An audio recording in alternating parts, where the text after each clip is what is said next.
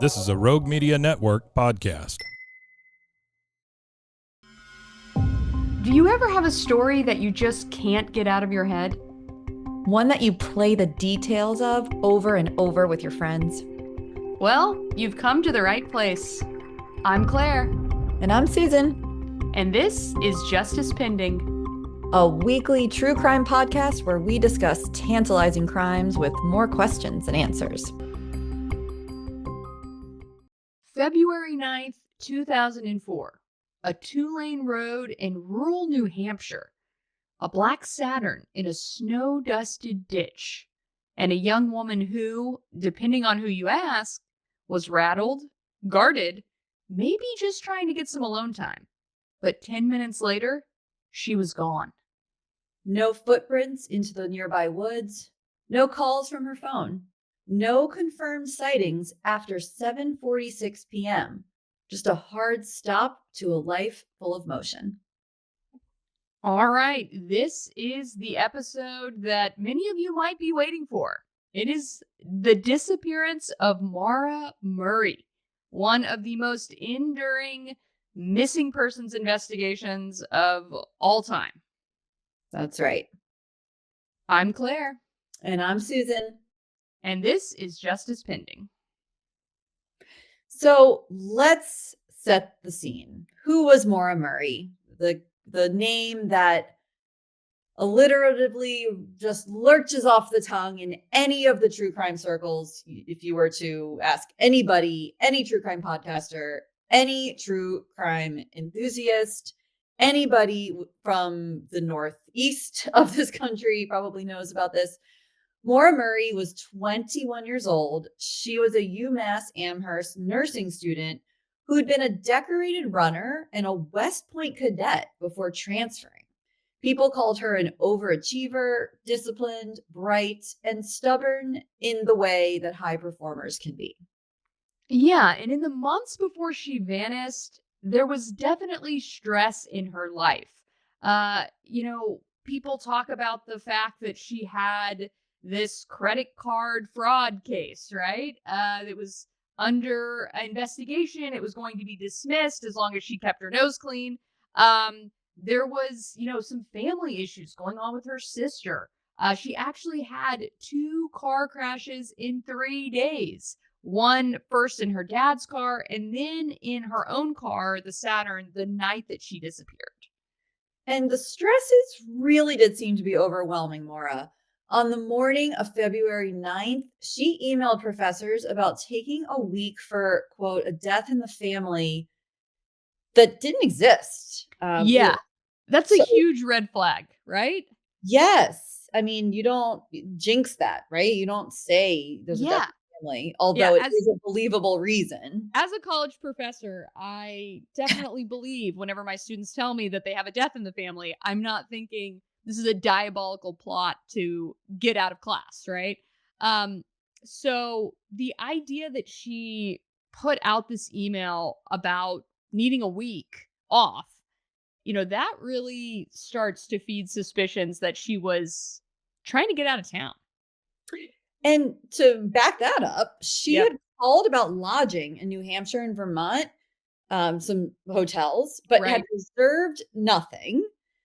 She withdrew $280, bought about $40 worth of alcohol, picked up some forms, checked her voicemail at 4:37 p.m.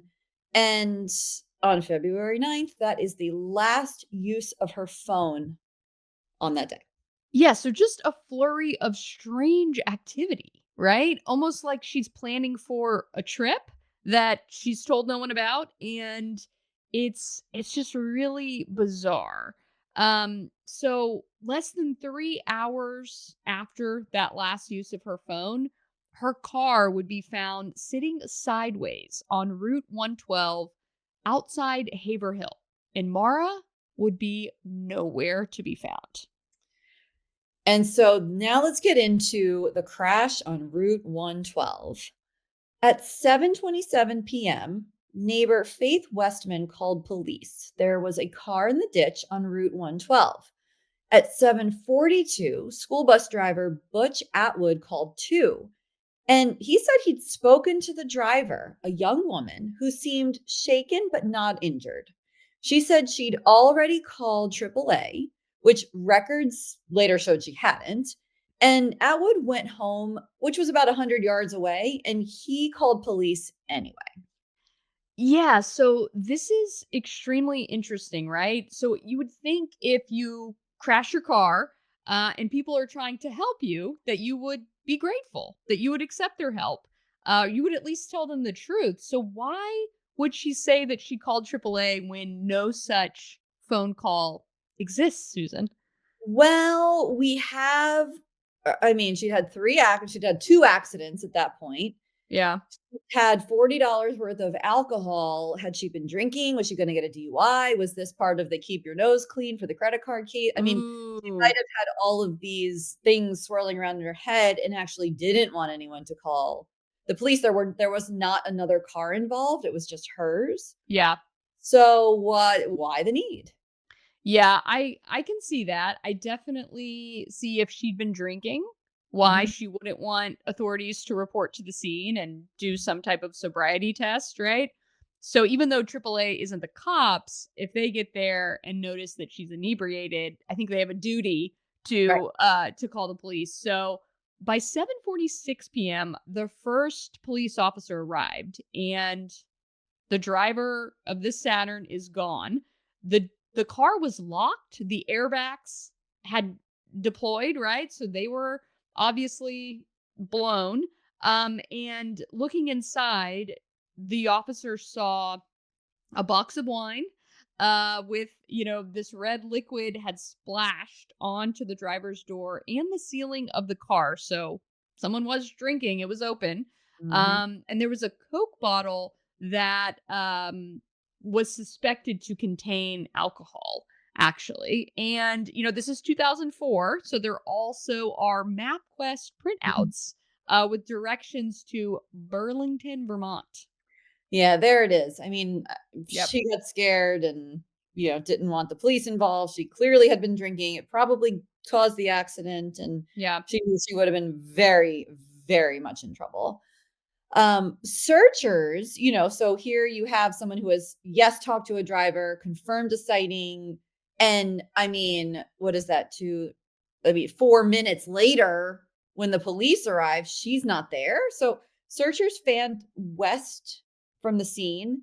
No one initially went east, which is a gap Maura's father, Fred, would fume about for years. Yeah. And later a contractor said that he saw a young person walking eastbound between 8 and 8:30 p.m. He couldn't be sure of the date and only had reported it months later. Yeah, we talk about this all the time, but hindsight is 2020, right? Yeah. He had no idea this was going to be a missing persons investigation that would go on for 20 years Yeah. and that people would be scrutinizing this timeline and any sightings. But unfortunately it's just lost. We don't know for sure if that was Mara. But people have definitely speculated that could have been her, and it likely was her, especially since none of the searchers went east. There were no footprints in the woods, no signs of a struggle, and all we have are theories at this point, Susan. Yes, and rewinding sometimes helps. Yes. Go back a little bit to February 7th, so 2 days prior. Maura, this is one of the accidents. Maura crashed her father's car into a guardrail after a night out. Um, seems maybe she did some drinking and driving often. Yeah. Unsure if she was sober that night. But insurance said it would cover it if she filed some forms. So on February 9th, that's just what she did. And we have the ATM withdrawal, we have liquor store visit, we have the RMV paperwork, and it reads like someone tying up loose ends, and planning, maybe a reset, not an exit. Just seems, like she's busy that day. Yeah, definitely. I mean, to me, it sounds like someone planning for a trip, like a solo road trip or vacation. It really it's not the time that you would do it because you're in the middle of school and you're, not a person of means. You're a college student on a strict budget. So it's kind of strange, but in her dorm, Mara had boxes that were packed. There was something on top of them that has caused some people to wonder, why did she print this? But it was a printed email to her boyfriend talking about their relationship problems. So, depending on your point of view, it might be like a breakup, or, maybe they're just wanting to, maybe she's just wanting to take a break, not necessarily break up, but like once, in the famous Friends vernacular, we were on a break. Yeah. Who knows, right? But it definitely shows that they were having issues. Yes, and it does seem like she was also indecisive about where she was going. She had apparently looked at lodging in Bartlett, New Hampshire, which was a place she knew from family trips, and Stowe, Vermont. But in the car, there were directions to Burlington. So we have multiple destinations, no reservations. It's the map of a mind that was very unsure, undecided where to land. Yeah, I mean, it's really like a choose your own adventure kind of situation. You have all these leads of places to go. Obviously, only one can be right, and it might be none of those, right? She might have gone completely a different place, but people were treating this as a missing persons case from the jump. So, Haverhill Police Department and then later New Hampshire State Police, they were on the case, and they at one point suggested that Maura was possibly suicidal. This is a label that her father, Fred, has always rejected, but you have to look at all the possibilities. And when someone disappears into thin air, and it's possible that they could have harmed themselves. Especially everything that had just been happening in her life. She's breaking up with her Yeah. boyfriend. She's lying about a death in the family. She's leaving town. She's drinking a lot. It seems. I guess you could make the case for it. Her family never has. Right. It's very But chaotic. It's such a chaotic time. And I definitely know from my work in true crime, as a producer for 48 Hours on CBS, and, for other podcasts that we've done together, Susan, for Final Days on Earth. And, we know that suicide never makes sense, that there's very rarely, I will say there are exceptions, but very rarely does it make perfect sense. Does someone leave a note? That's so rare. but Most of the time it catches everyone by surprise, and people do not understand how this person could be in a state of mind to take their own life when they have so much potential, so many options, so many people who love them, so many ways to pivot from a seemingly difficult situation, but it shouldn't be the end. And it's never going to make sense to everyone, and we don't have proof, of course, that that's what happened here, but it is a theory that I think a lot of people have clung to, and I think it's a very real possibility, right? It is something that we can't rule out at this point because we don't have Mara's body. We don't know. We don't know what happened to her. that's right. And through the tips at the time came really in waves. Alleged sightings, river and woodland searches, bone fragments. Ultimately, not Mora's. So here we are. We can't rule Yeah. anything out. And you have to follow as many leads as you can. Right, right. So, we're talking decades passing, right? I mean, 2004, that's actually when I was in college. I remember hearing about this case. I remember thinking that surely we were going to get answers, following it, wanting to know what was going to happen. It's been the subject of countless podcasts, television shows. It's one of those that just is this enduring mystery, Susan. I know. I mean, she has certainly become famous, whether she wanted to or not. Oh, absolutely. Absolutely. I mean, we know her, we know her family's name, we know so Yep. many facts about her. her life. And so ahead of the 20th anniversary in February 2024, Mhm. the New Hampshire Cold Case Unit and the FBI released an age progression photo of Maura to spur tips. It was an image of what she might look like at 41. And that release launched some new coverage, some local coverage, as well as just people remembering this case and starting to try to put their heads together. And it continued. I mean, it did fuel the conversation, because even by the following this, February 2025, this year, Yeah. 21 years, Julie, her sister, Julie Murray, spoke again about the case's toll and the family's new private investigator support. And more, another vigil was held to mark the date. So it really is snowballing in attention again. Yes, it seems like there's new momentum, right? So let's talk about some key witnesses and that 10-minute window, right? Mm. So we have some two different people, right? We have Faith Westman and Butch Atwood, and they really kind of bookend this time that Mara was seen. So Faith sees the crash at 7:27 p.m. And Butch talks to Maura shortly after that, where he offers help and she declines. So he phones, to authorities at 7:42 p.m. and an officer arrives at 7:46 p.m. I mean, talk about a great response time, right? Really? So it's 4 minutes between his call and the cruiser's arrival, and that is really the gap that people are looking at, for answers in those 4 minutes. That is just so crazy to me. Yeah.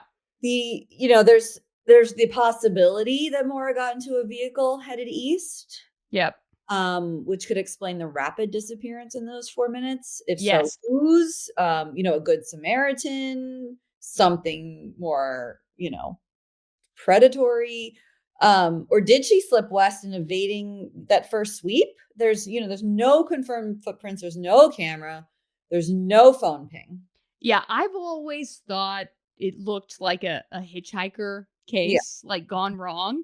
And, a single woman hitchhiking will get picked up pretty fast, Susan. There are Yeah. a lot of truckers, a lot of people that will see a woman walking alone and be like, you know what? I'd like some company. I will go ahead and pick up this woman. And whether or not they are truly a good Samaritan or they have ill intentions, Right. I certainly wouldn't be caught dead hitchhiking Yeah. because of Right. what I do for a living. It's just too terrifying to think of the possibilities. I'd rather take my chances in the woods, quite frankly. But this is, an adventurous woman. This is someone who possibly was trying to get out of there fast because she was worried about a potential DWI situation. Yep. Getting into someone's car could have felt like the best option to Maura Murray at that time.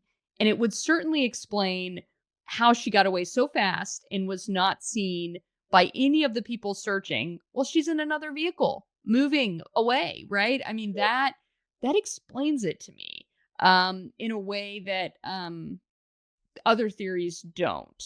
Now, what happens to her after that? How do you, account for the fact that she's never been found? Um, I don't, have the answer to that. But my theory, if I had to, go with what I think's most likely, I think that she was hitchhiking and that's how she got away and potentially got let out somewhere else. I've always kind of thought that she wandered after the hitchhiking, that possibly she wandered in the wilderness and like died of exposure, like the elements. To me, that's kind of how I in my own head come to terms with the fact that no clues have ever surfaced. But I don't know. I mean, we've got the Coke bottle in the car. Um, there's some things to go on. Um, People think that her statement to Atwood about calling AAA, which was a lie, along with telling people that a family member had died, which was another lie, point toward a desire to avoid attention and, try to have like I don't know, Susan, maybe a fresh start. I would agree with you. There was a very comprehensive podcast that came out a decade ago, Right. more, called Missing Maura Murray, and they covered this in absolute detail. It's a great podcast if you want to, check that out. Which I know you have, but if listeners want to check out Missing Maura Murray, Yes. they had pointed to kind of like a lodge bar not too far away that was easily walkable. And if she had stumbled in there and, met with the wrong people. So it might not have been a car, although I tend to agree with you. That's the quickest and cleanest getaway. And people would have been searching the area and probably have gone into that lodge bar situation. Yeah. And either spotted her or said, yeah, this girl did just walk in here, that kind of thing. But a voluntary walk away, a start over, people cite the emails and cite the Yeah. box, like you were saying. West Point to UMass, that's a big change. The note to her boyfriend, that's a change. It's a personality that could decide quickly, but there's no bank activity. There's no authenticated contact now in over 2 decades. And the cold case units really call this, the walk away start over possibility unlikely, but not impossible. Yeah. I mean, the idea that after all this time, she wouldn't contact her dad or sister, like give them answers, relief. I, I don't know. Susan, in my mind, I don't give that much chance of being true at this point. Sure, I Right. could see it could start that way. Right. But I really lean toward the accidental death exposure after fleeing the crash. Um, yes, there was a large search footprint, but it was imperfect. I mean, especially knowing that they didn't even go east initially. Yeah, Um, it reminds me of the case we covered, and I'm sorry to be blanking on the name, where it was the hiker who they looked like 20 oh, meters left. yes. They would have seen her and it was an accident. Right. So Right. it is Yes. possible that people missed. Yeah, I mean, you would think after 21 winters, you'd expect that the body would be discovered, but also you think about wildlife in the area, you Yeah. think about all the things that happen to bodies that are left out in the open. There's a lot of degradation that goes on just to organic matter, and her body would break down, and if you talk about animals in the area, they would um potentially not leave much of a trace. So it's it's a possibility. It's not a very satisfying theory, is it, Susan? No, Because uh, yeah, yeah. I mean, you'd think there would be bone fragment. You'd just think there would be evidence, but you're right. In the wilderness, probably not.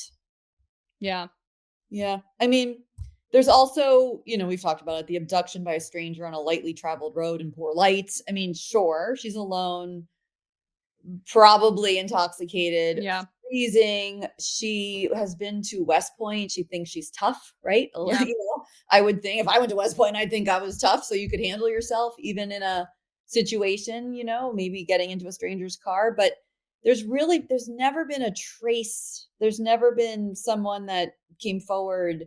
And this yeah, case was made so public that it would be right. hard at the time not to be that person who had picked her up, if that is what happened, and said, "Oh, shoot, you know what? I did pick up a girl, and Yeah, here's where I took her." But no one's ever come forward. I know it. And I mean, we talk about all the possibilities, and I've always said that stranger danger is so rare, but Yeah. it does happen. And if we're talking about just rare but tragic possibilities, I mean, got to go with serial killer driving a long haul trucker. Serial killer, Yep.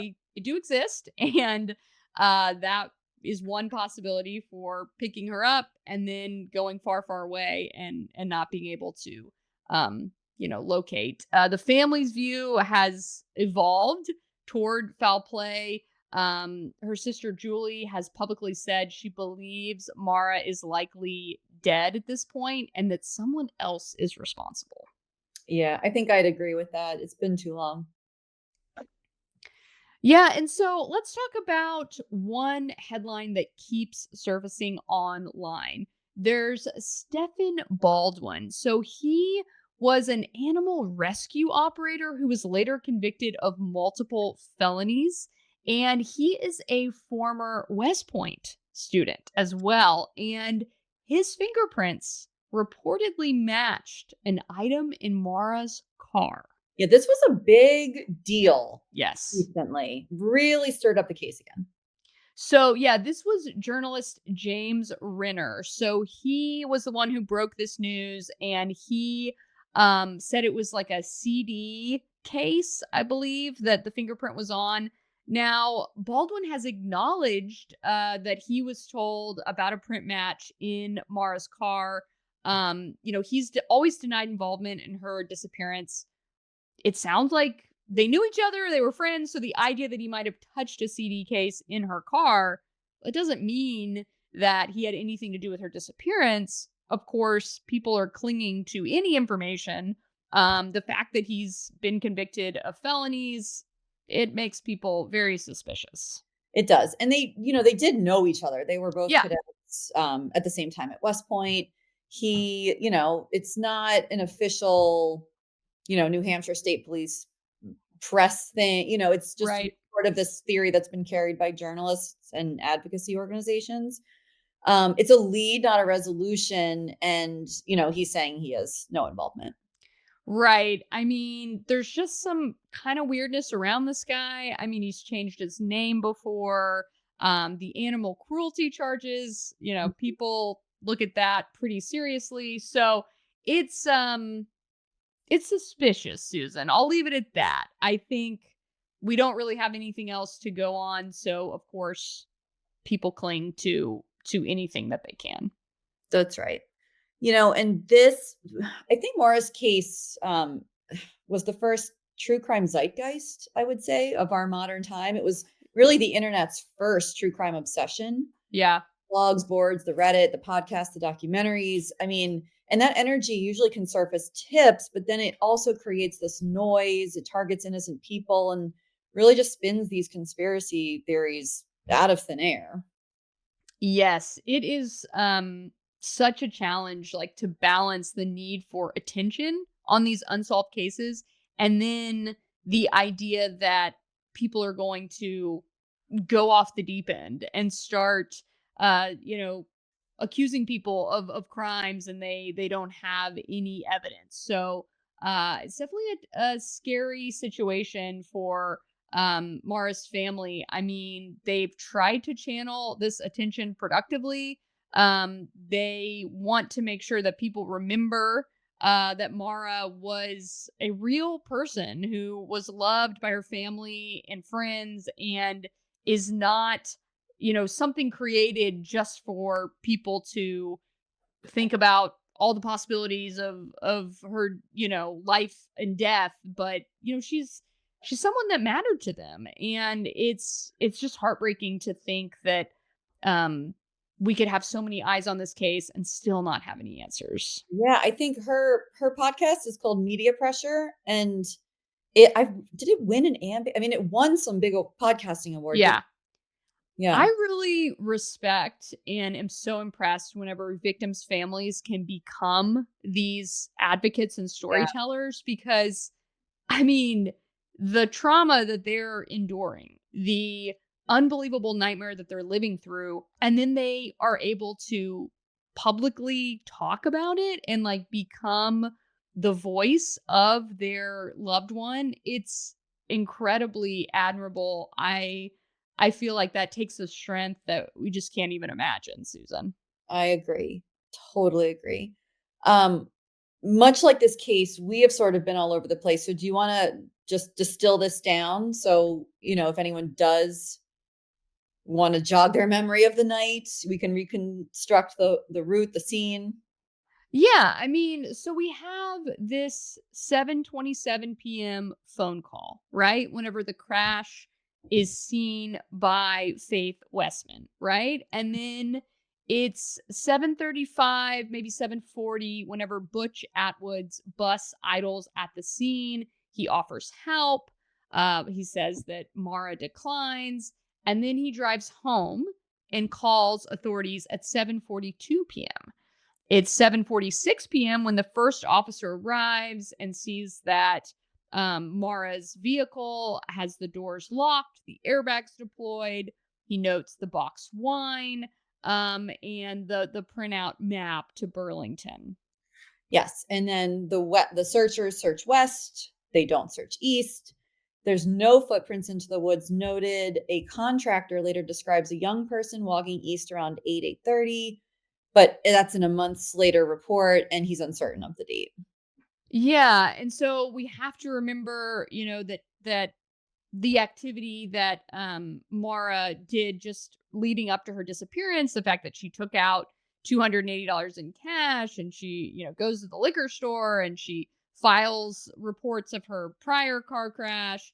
Her last phone activity is 4:37 p.m. when she checks her own voicemail. Yeah, I mean, the picture we're getting is not of a long planned escape. It seems very, closer to a pressured young woman carving out a few days alone, maybe some time to think. Yeah. And this second crash turns this plan into a major crisis. Yeah, I really get that just chaotic series of events where it's like, God, it just seems like more than she could take, just a total. We talk about people just having like a breakdown or a meltdown, and it seems like that's what happened here.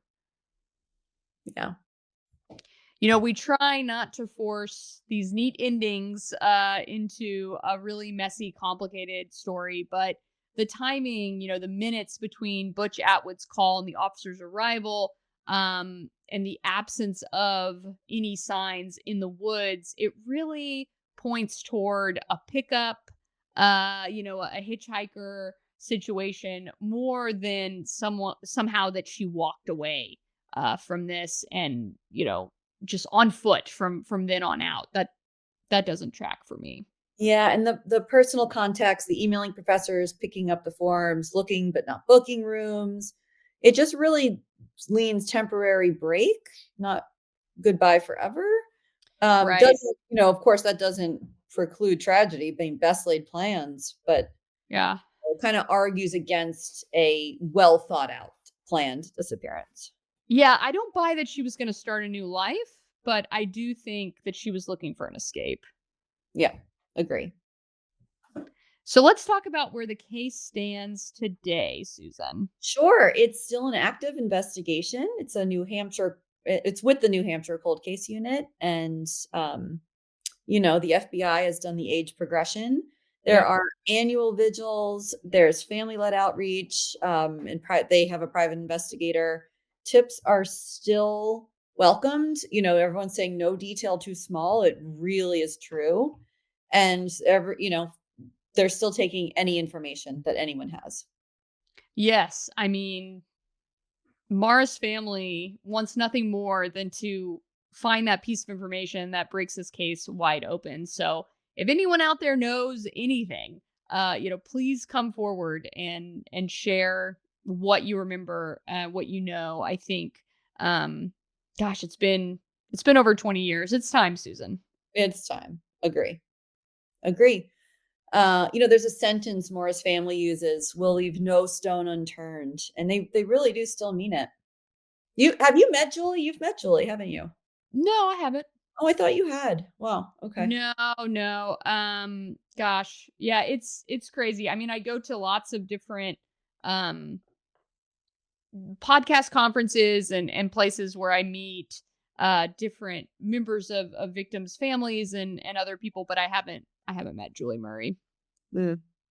Well, maybe one day. Yeah, but if anyone out there has information, I'm going to give the phone number to the New Hampshire Cold Case Unit. It is 603-271-2787. 2623. You can also submit tips online at fbi.gov. Thanks for joining us on another episode of Justice Pending, and we'll be back next week with an all-new case. Justice Pending is recorded in Dallas, Texas for Rebel Studios. It's hosted by me, Claire Sanamaw, and Susan Passoni. Our theme music is Bending Truth, licensed at premiumbeat.com. We appreciate all listener feedback. Leave a review wherever you're listening right now, and we might read it on the air. Thanks for joining us.